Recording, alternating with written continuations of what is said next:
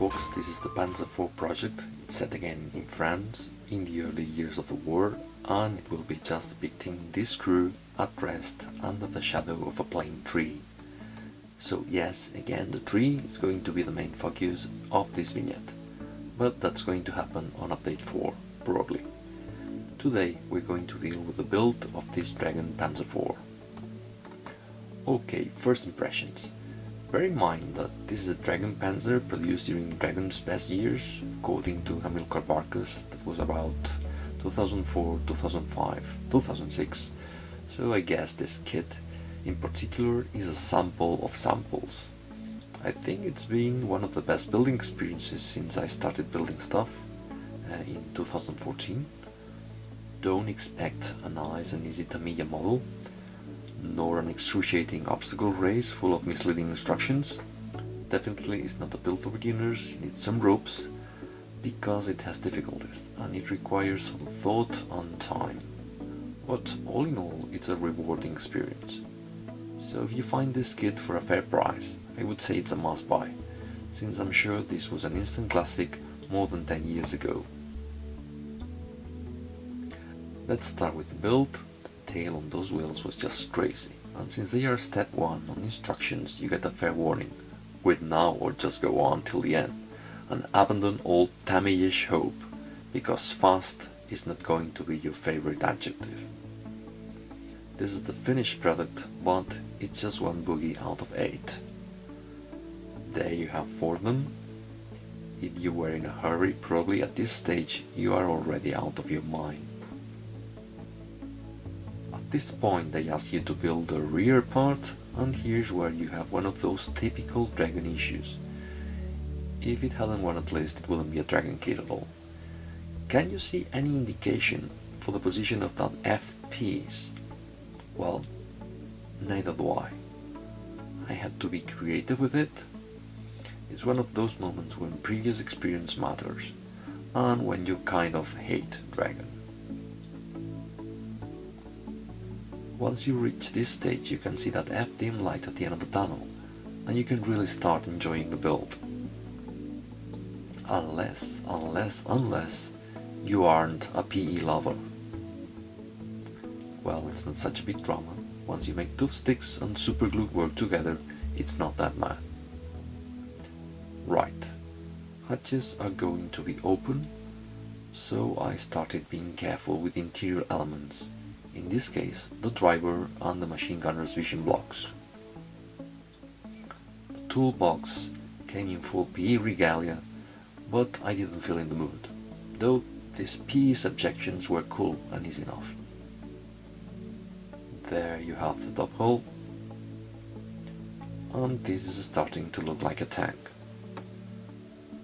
As you can see, I had to use some putty here to cover seam, but it was the only fitting issue I found. On the whole, all pieces fit together perfectly. This is the beginner warning bit. You need precision tweezers and loads of patience. Watch out for the Kappa monster, he's always on the look. At this point my inexperience didn't affect this piece, but I really didn't know what the heck I was building, so I asked the community and received the answer: it's a collapsible ladder. What would we do without the community? We would rake our brains and spend sleepless nights. Well, probably I'm exaggerating, but I wouldn't be doing this hobby without this community behind. So, thanks guys. Thanks a lot indeed. This is the lamp connection, and I also pestered my friends on YouTube and Facebook about its right position. I realized I'm such a noob. Do you know what angle should this open hatch have? Well, I didn't, so again I posted this picture and asked. This is the right position, and again, seriously, our community is a great help, and anyone can learn infinite details.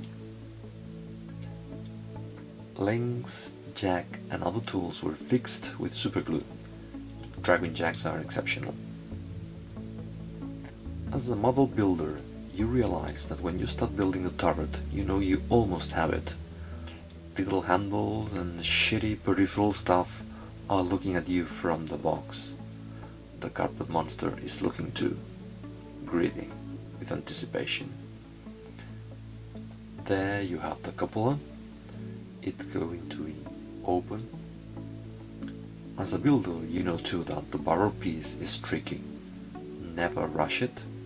If it's your first dragon barrel, just keep calm, ask for help with a marker and a big board, and carry on.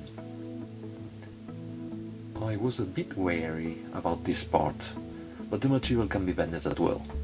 Excellent stuff. There you have it on the back. I just kept gluing sections with super glue and let each section dry for a while before gluing the next. Piece of cake. Yeah, the turret is almost finished. Perfect fittings. I didn't have to use any putty at all. This is it. It's looking good, but it needs essential parts. Tracks. I learned this from Hamilcar Barcus. You need to use Revelp contactor glue and let it dry overnight. I added each track in different days. More progress. You can feel the quality of this kit. At this point I started thinking about the dial. A member of the crew is sitting by the hatch and he's playing with the kitten. So I'll need to move the turret this way so that there is an available surface for the cat. The build is not finished yet. I added the front track protection plus the available PE chains.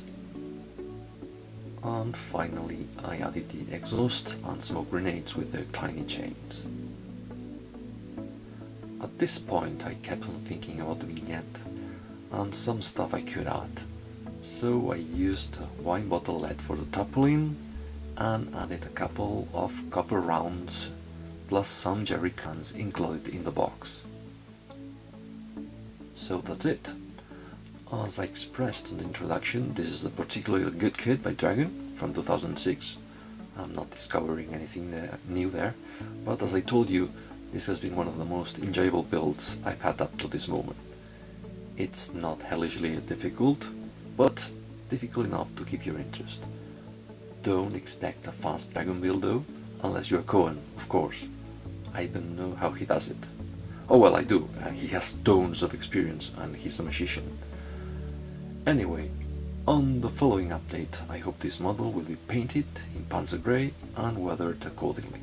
So I'm leaving you now with some pictures of the finished product.